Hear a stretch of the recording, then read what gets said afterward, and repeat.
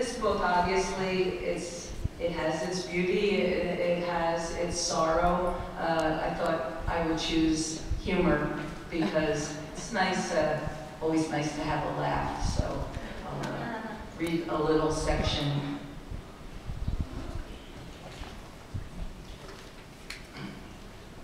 Horn and Hard Arts, the queen of the automats, was just past the fish and tackle shop right near the Chelsea Hotel. The routine was to get a seat in a tray, then go back to the back wall where there were rows of little windows.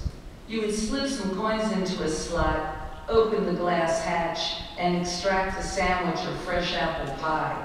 It was a real Tex Avery eatery. Isn't that the best reference? My favorite was chicken pot pie or cheese and mustard with lettuce on a poppy seed roll. Robert liked their two specialties, baked macaroni and cheese and chocolate milk. It's disgusting, isn't it? I was always hungry. I metabolized my food quickly. Robert could go without eating much longer than me. If we were out of money, we just didn't eat.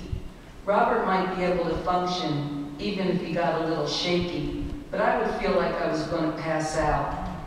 One drizzly afternoon, I had a hankering for one of those cheese and lettuce sandwiches. I went through our belongings and found exactly 55 cents. I slipped on my gray trench coat and my Mayakovsky cap. I used to name all my clothing. And I headed to the automat. I got my tray and I slipped in my coins, but the window wouldn't open. I tried again without luck, and then I noticed the price had gone up to 65 cents.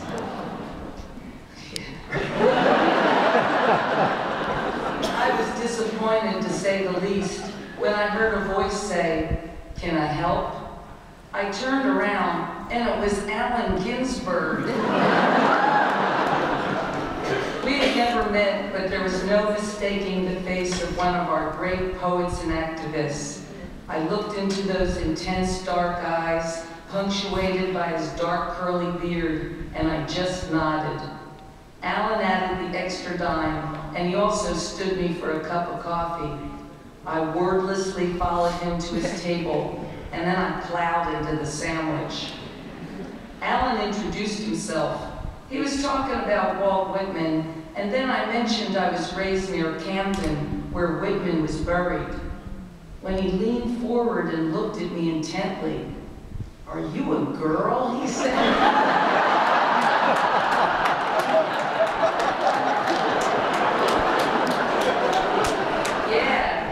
Yeah, I said, "Is that a problem?" He just laughed. "I'm sorry. I took you for a very pretty boy." I got the picture immediately. Well, does this mean I gotta return the sandwich? No, enjoy it. It was my mistake.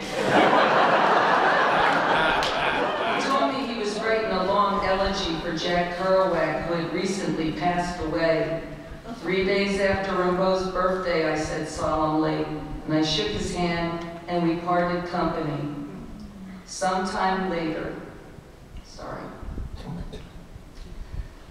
Allen became my good friend and teacher. We often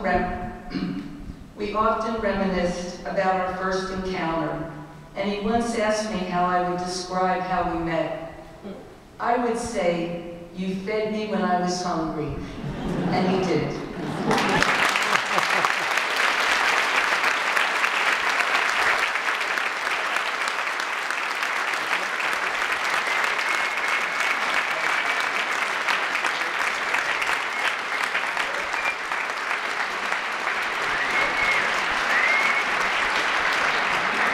Well, thank you, Patti Smith. And thank you, David Eggers. We got 10 minutes. I learned stuff. That's what we want. We have 10